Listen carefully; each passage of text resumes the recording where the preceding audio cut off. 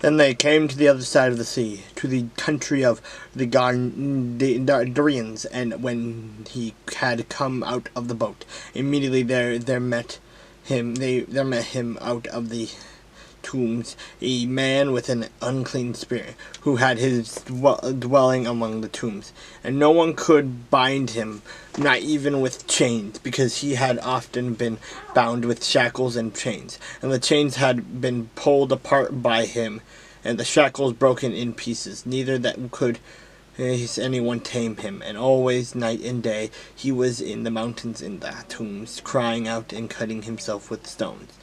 When he saw Jesus from afar, he ran and worshipped him. And he cried out and with a loud voice and said, "What have I to do with you, Jesus, Son of the Most High God? I implore you by God that you do not torment me." And for he said to him, "Come out of the man unclean spirit." Then he asked him, "What is your name?" And he answered, saying, "My name is Legion, for we are many." Also he begged him earnestly that he would not send them out of the country. Now a large herd of swine was feeding there near the mountain, so all the demons begged him, saying, "Send us to the swine, that we may enter them."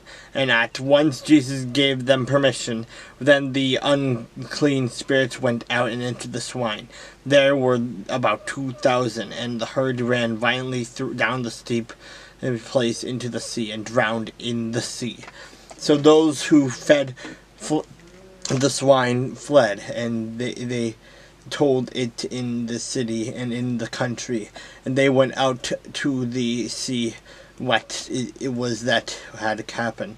Then they came to Jesus and saw the one who had been demon possessed and had the legion sitting and clothed in his right mind, and they were afraid. And those who saw it told them how it happened to him who had been demon possessed, and about the swine. Then they began to plead with him to depart from their region.